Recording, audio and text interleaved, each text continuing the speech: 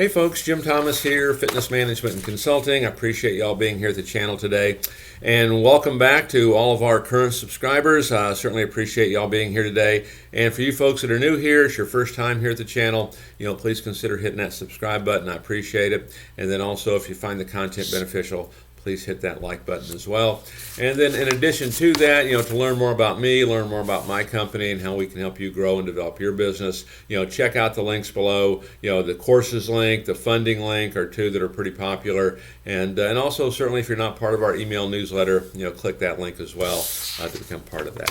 So with that said, let's get into our topic here today. And it's 5 things that every first-time gym owner needs to know before getting started. 5 things every first-time gym owner needs to know before getting started. Now, I wouldn't call these absolute, that this is everything. There's probably another 5, then another 5, and another 5. But these are the 5 that come to mind, most often when it comes to hiccups and things of that nature that might happen. So 5 things that every first-time gym owner needs to know. And hey, if you're an existing gym owner right now, you might take a look at these and say, hey, did I make some of those mistakes? Am I still making some of those? And, can we fix them? And so here's number 1. Do you have a formal business plan? In most cases, you're going to need one. You're going to need one to get funding. Your lender is going to want to see it. Your landlord is going to want to see it, for a lease. For you, I would hope that you would want to have it as your blueprint for success. And let me talk a little bit about these business plans. A lot of gym owners, they'll have companies write these business plans for them. We used to do that. We don't do that anymore. We have a different approach. We have a collaborative approach, which I'll explain to you. But when people write these business plans, I know when we used to write them and you turn them over to somebody and now they have all these questions, okay, that really doesn't benefit them. Okay, and so you want to get your business plan, but here's what you also want to get, is you want to get a high-level education on this business. Because without that business plan is not going to do you any good. It's not just something to hand to the lender to help you get funding. This needs to be something we understand, and we understand the risk, we understand, things we need to do to have success. And we work it every day. Every day we're working key components of our business plan. And just briefly, in our case, the way we do this, we do it in a collaborative manner. Okay, when we help folks with a business plan, is we'll send you over a list of 65 questions. We'll have you go through every single one of them, and we'll go through every single one of them with you, okay, to help in a collaborative manner formulate the content for this business plan so that not only will you have the business plan in place, but you understand it.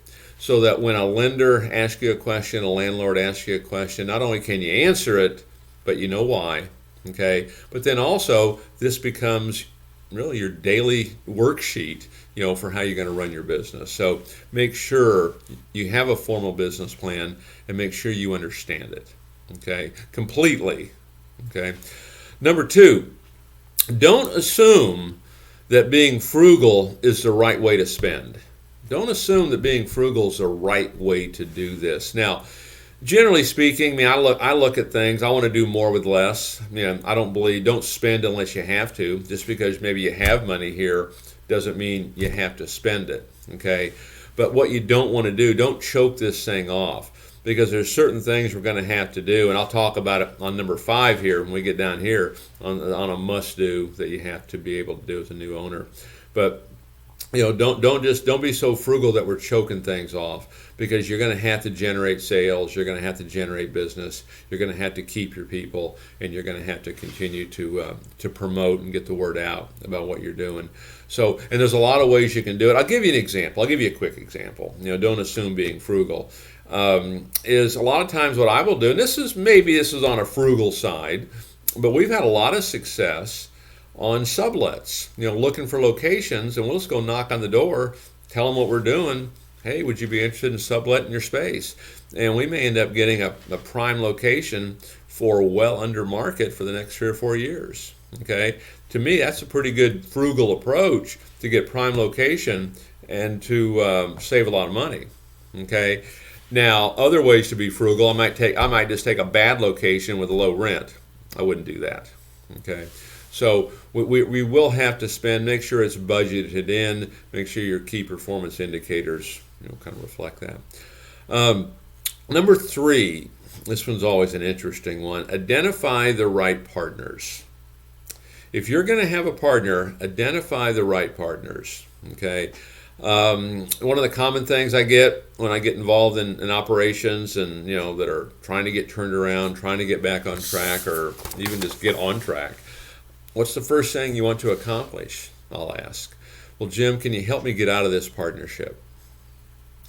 Sometimes folks are more committed than others, and we get into it for the wrong reasons. So identify the right partners, and even to the extent that what's their involvement going to be, what's the expectation going to be. Make sure it's clear. In many ways, it's like being married, and you're there. Okay, you're there, and you need to find a way to make it work. And because if it doesn't, sometimes it can be expensive to get out of it, but B, it can distract you, from the job at hand.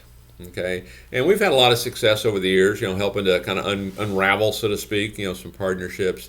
But make sure you identify the right partnerships, identify exactly what the responsibilities are, how the money's going to be used, how they're going to be repaid, etc. Make sure that you're really clear on it. Number 4, get to know your customers before you start. And who are your customers going to be? What audience are you going after? Is it a senior audience? Is it a student audience? Is it a youth sports audience? Is it a specialized audience? Get to know that audience. Get to know your customers. Do your research. Know what to expect. Don't just go into it. Oh yeah, this is going to be great. Get to know your customers before you start. And then finally, number 5. This might be, maybe along with that business plan, this might be number 1, is do not skimp on the marketing. Do not skimp on the marketing. And I would say this to every gym owner probably across the land.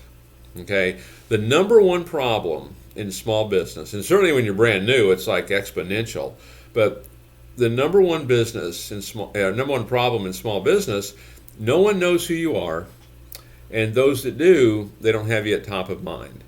And you have to have a plan in place to market, to advertise, to promote, to prospect. I mean, really, when I look at this, you want every single person in your trade area, that 3-mile radius or whatever it happens to be. The goal is I want everybody to know who I am.